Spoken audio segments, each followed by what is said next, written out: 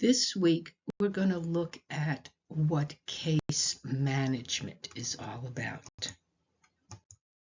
So, what is case management? It's defined as the process for assessing the client's total situation and addressing the needs and the problems found in that assessment. Assessing and addressing the needs. And what's the purpose of case management? It's to help the individual improve the quality of his or her life. That's basically it. And how is case management different from other services? Well, case management will exist in all services, but specifically case management looks at the whole person. All the situations going on in the person's life, like housing, health, family, economic, legal, etc. So much goes on in all of our lives. And develops a plan to address the needs in that person's life. Now, most important, the person's strengths, as well as what they're interested in, are the key parts of the plan. Why have case management? Because services can each look at one specific part of a person, their medical condition, their legal issue, their employment, but case management looks at the whole person so that all the services come together to address and support all the issues. It's also real helpful because money is spent on services, and it's the most effective way to make sure the money is not being wasted. Now, there are 4 major categories of case management services, and we'll go through each of them: assessment, planning, linking, and monitoring. So, assessment. The assessment looks at many different aspects of the person's life and creates an actual profile of the person, and including his or her problems. There's usually an intake assessment that explores what's going on for the person when they first arrive at the service. A social history is written. This is more of a narrative, the person's story, not a checklist. And it should include things like living arrangements, medical issues, work, etc. And this is both, the goal is to collect as much information as possible to develop a comprehensive picture of this person. Used to be a stranger, now it's someone you know, and how accurately and rapidly can you develop a comprehensive picture of the person and the situation. The first thing you look at is what's called the presenting problem. And that basically is, why did this person come into the agency? There may be many other things behind the problem, but the first thing you want to know is, so what brings you in here today? What is the person asking for? And is that problem that the person has come to you with, is it interfering with their ability to function, to work, to care for themselves, to maintain relationships? What is the background of this problem? How long has it been going on? What seemed to set it off? And then their needs. What is needed to bring stability to the person's life and resolve the problems? What do they believe is needed? And of course, as we've said often in this course, what are their strengths?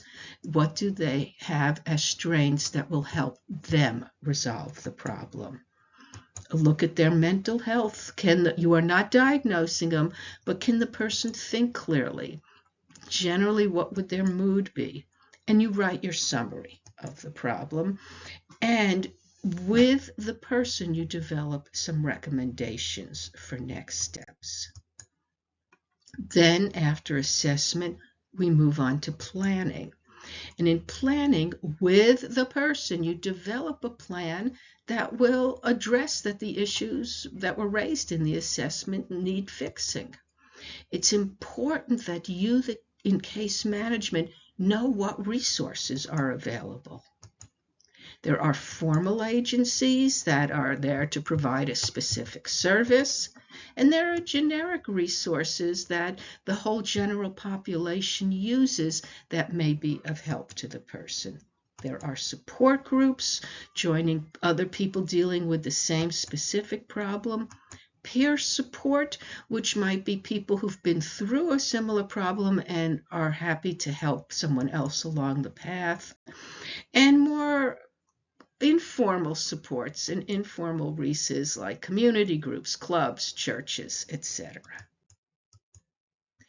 Part of planning is creating an individual plan using the planning techniques, but the individual is driving the plan. It focuses on the strengths of the person, external resources they can access. And that brings us to a very interesting idea called SMART goals. How to create goals that are SMART, which stands for goals that are specific, can be measured, are achievable, relevant, and time-bound. So S, specific. It states clearly so that anyone reading it can know what's going to be done and who will be doing it. Measurable includes how this action will be measured. If you can help, if you are making progress, it will keep you on track and on schedule. Achievable. The objective is realistic. The person may want a job, but they're not going to be a brain surgeon in a year, given the realities faced in their situation. And setting reasonable objectives sets up the whole thing for success. And is it relevant? A relevant objective makes sense. It fits the purpose of the need. It fits the culture and structure of the community.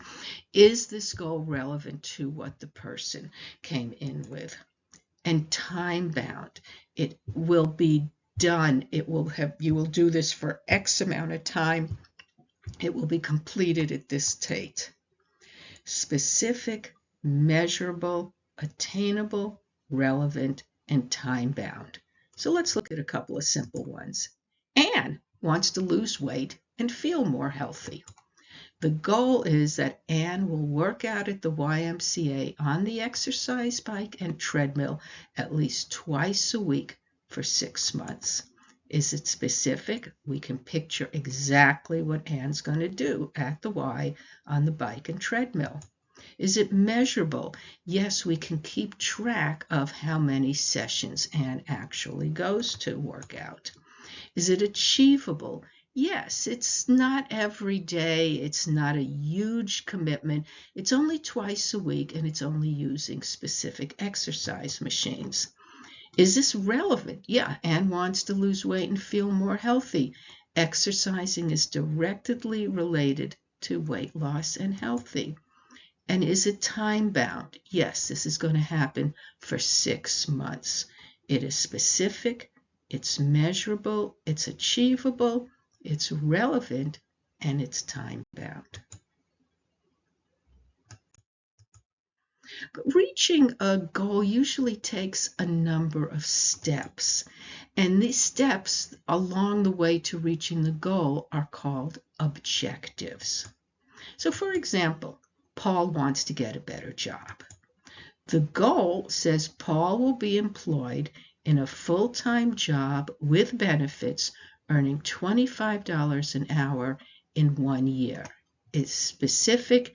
Yes, we can tell what he's going to be doing employed with the job exactly all about. Is it measurable? Yes, we can, one, tell if he's working or not, and also how much he's earning. Is it achievable? Yes, we're not saying he's going to make $1 billion. We're just saying an achievable goal. Is this relevant? Yeah, he wants a better job, and the goal is he'll be employed in a better job. And is it time bound? Yes, he's going to reach this goal in a year. But how is he going to get to this goal? Now we come into objectives.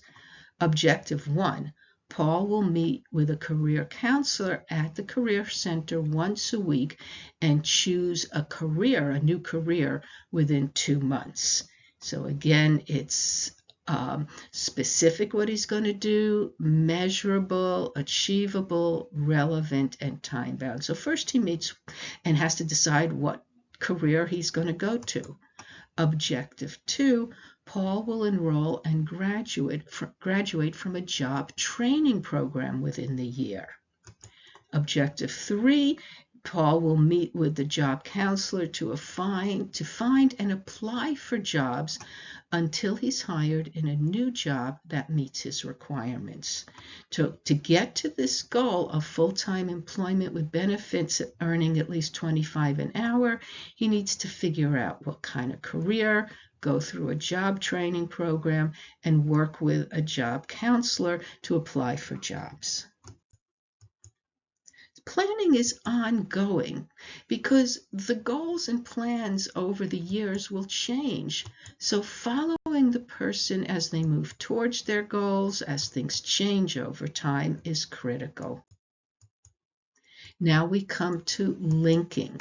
And this is a key role in case management because this is connecting the person to the appropriate available resources. In reality, most of the need for case management is because people don't know what might be available for them and don't know how to access it. That's linking. Assisting the client to access the resources. And also monitoring, make sure the client's getting the services he or she needs. Merely giving them a referral doesn't mean they're getting the help they need. Your job continues to support the client as well as the resource. You make a referral for the client to go to a mental health counselor. Is the client feeling that this person is available to them, working with them, able to meet with them? And does the mental health services feel, is the client showing up? Are they dropping all their appointments? Referrals requires that you know what's available in your area and that you communicate with all the parties and set goals. Know what's expected by the referral, what you should be doing to help. And advocate for the client as needed. They come back and say they made me wait for an hour and then there was no one available. You get on the phone and say, what's going on here? But your job is not over because now we come to monitoring. And there's formal monitoring. Are the services being provided? Are there records? Are there progress reports? And then there's more informal community groups checking in, providing support, making sure the plans are working or need to be adjusted. Advocacy is not really thought of as case management, but somebody's got to be doing it. The elected officials, the policy setters, they need to know what's needed. You're advocating primarily for funding for services to continue and for new services if they're needed. And to make changes in regulations, i.e. like changing the query restrictions on employment. Changes in eligibility guidelines, the idea of the income level for housing may be ludicrous when nobody could afford to live above that. Service coordination is working with all the different services involved with one person to help them work together. Communicating and collaboration. Why is this necessary? Well, a person may be involved with a mental health clinic, a doctor's office, a job training program, a family support worker, are they in touch with each other? Does the doctor know that they're making an appointment at the same time the person's supposed to be working with their children at the school? Does the job search person know that they are going to be moved to a different shelter, to another part of the state? They don't talk to each other enough, and often you are the only person who can keep them all informed on what's going on. Yeah, this is difficult. Everybody thinks they're the only fish in the sea. Everybody expects the client to drop everything when they are available. New problems show up and nobody feels they own them. Yes, it's difficult, but it makes all the difference if it's going to work for the person or not. Again, case management is not therapy. Remember what we've been saying throughout. Your good listening skills may suddenly uncover deeper issues that the person has, and that's good. It shows that you're listening well. But then you do not go into therapy super person. You use your case manager skills to help the person access mental health or other services they need, medical, therapeutic, etc. Hope and self-determination are the underlying principles. The goal of case management is to enable the person to continue to hope and to determine the direction of their own lives. And the field is moving away from just coordinating services for people who can't, and to emphasizing and respecting the wishes of the person. You don't know best, they know best.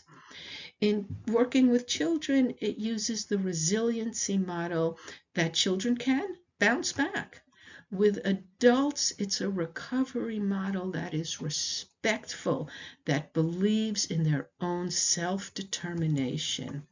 For persons with developmental disabilities, it's about self-determination, personal choice.